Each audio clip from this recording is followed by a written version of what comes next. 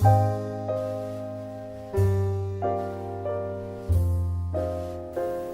everybody, it's Sherry from Cards and More by Sherry and the Supply Garden. Here we are today for day 7 of the 12 days of Christmas. Today we're going to be making another fun little stocking stuffer gifty item. And today's project is a tea bag holder. This is the one I've already made with little Mr. Santa on the front of it. This is a fun stamp set from Paper Tray Ink that I've already stamped a bunch of these and pre-colored them with my Copic markers. I've added a little gold star there. And when you open this up, you have a tea bag and a place to write a little note. Now this one I've closed with brads down on the bottom, but you can also use adhesive, and we'll get into that. So let me see if I can tie this bow back up. Y'all know how I feel about bows. They're evil. You see why I think they're evil? There. That's close enough. Alright, to make this, and I'm going to use another little image I've already pre-colored, a little reindeer who is just cuter than all get out. You're going to need a piece of cardstock that is 10.5 by 3.5. Okay?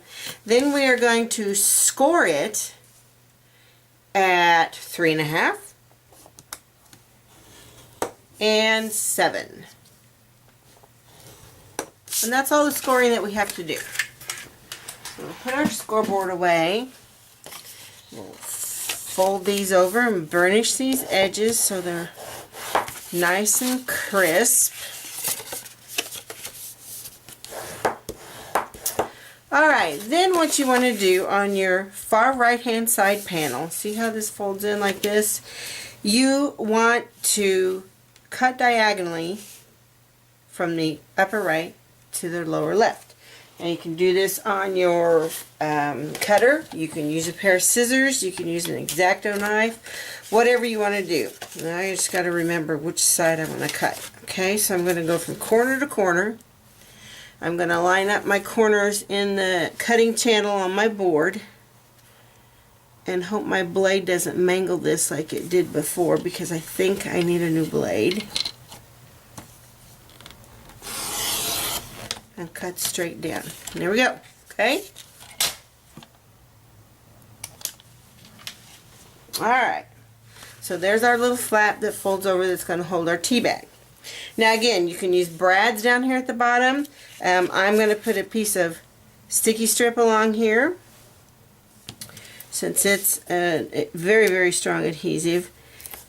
My personal preference would be to go with the brads. Where the heck are my scissors? Here they are. Because then you don't have anything sticky that's going to catch the edge of your tea bag, and you don't have any opportunity for that to come undone. You could even just staple across the bottom if you wanted. Pull that liner off and sticky that down. And there is our pocket that our tea bag's going to slide right in. Okay? Now this is a little bit big, and that's okay, because some of these prepackaged tea bags like this are wider. Here's another reason that I would not maybe want to use a 1/4 inch strip, so that nothing sticks out from the top. Totally up to you. Then we're going to put a panel here on the inside. I've cut just a piece of white cardstock that is 3 by 3. And this is where you can write Merry Christmas, Happy New Year, you know, to, from, whatever you want to put right there. These make great, you know, especially this time of year in most parts of the country, not necessarily so much here, but you have a lot of flu and colds and things going around, and it's nice, you know, to give a little tea bag to somebody and you know, let them have a comforting cup of hot tea that might make them feel better or make their sore throat not be so sore. Alright, then on the cover, we're going to put another piece, and I'm sorry, I know this messes with the camera. This is another piece that is 3 by 3. And if you wanted less of your background cardstock to show, I mean, you could cut it at 3 1/4. We're just going to center that here, eyeball it, center that on the front. Whoopsie. And stick it down. I invariably stick things down crooked, but you know what? That's the beauty of handmade, is that everyone's a little bit, every item is a little bit different, and they're not perfect. They don't look like they came off an assembly line, and that's the charm of handmade. Okay, so there's our cover. Here's my little image that I've already Copicked, and he's even got like stickle glitter on his nose, if you can see that. Of course, I had to make him look like Rudolph. This particular piece of cardstock that I have is cut at 2 1/4 inches square. So I'm going to mat it on a piece that is 2 1/2 inches square. If you're not familiar with working with Copics, you do need to be careful about the kind of ink and the kind of cardstock you use. The combination that I happen to use, I use Neenah Solar White cardstock, and I always stamp my images with Memento because it will not bleed once you hit it with Copics. Alright, center that on my little green mat. There we go. Isn't he cute? He's just so cute. Then, if you noticed on this one, I added a little gold popped up star there. And I'm going to pop up a snowflake on this guy. Keep losing my punch. Here it is. This is a neat trick. Isn't that pretty? This is just plain white cardstock that I have covered with Versamark ink, and then put some dazzling diamonds type of embossing powder on it, and embossed the whole thing. I did a whole sheet of this at one time, and I've cut it up for various different things, and today I'm going to punch a snowflake out of it. I don't think I've ever used this punch, so we'll see what happens here.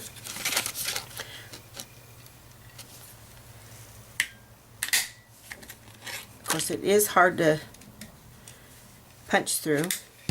And there we have a super duper sparkly snowflake. Can you see the sparkle? Yeah. On your handmade glitter paper. Alright. Now we're going to close this up with some ribbon. And I picked some more ribbon that's going to mess with your eyeballs. Polka dots with polka dots.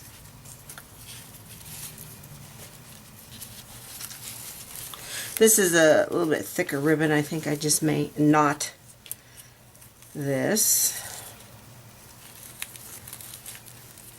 Try to twist that around so that that polka dot pattern shows from the front. Okay, boy, that's busy. It'll look better when we get Mr. Reindeer on there. Now, I'm going to mount him with some foam adhesive, pop dots, whatever you call it, and I'm going to make sure that I only put it on the back on the top and the bottom corners. The top corners, the bottom corners. Not in the middle, because I want it to straddle our ribbon. So that if someone wanted to repurpose this for whatever reason, they could put a different ribbon on it or whatever, and you've not stuck it down or stuck anything to it. Holy moly, these are old and they're super sticky. Alright, peel the backing off of those.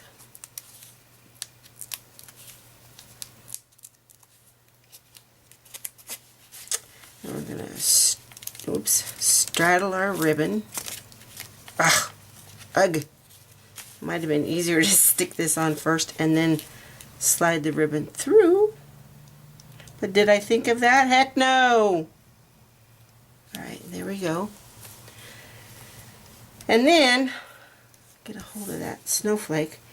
Because this is so little, I don't think I can pop it up too much.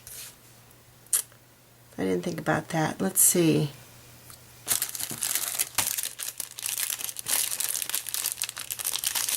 If you get your pop dots on sheets like this, don't ever get rid of this little border that goes around here, because you can cut it to whatever size you want, and that's what I'm going to do. I'm just going to cut a teeny little piece off. Pull that off. Put that on the middle of the back of my snowflake.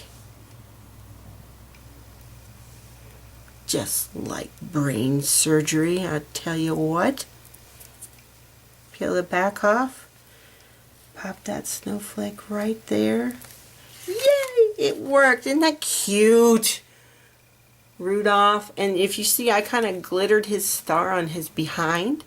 And he has glitter on his nose. And that's why I went with a glittery snowflake. Isn't that cute? I'm tickled to death with how that turned out, you guys. Yes, I'm happy with my work. So here we go, 2 cute little tea bag holders.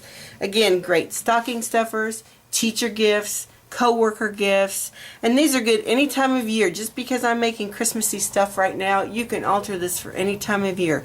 Valentine's Day is coming up, not too far away. Make these in pretty pinks with hearts and things. Wouldn't that be cute? Alright, well I hope you've enjoyed this little project today. I do appreciate you coming by. I hope you will like and subscribe to my channel and have a wonderful day. Bye guys.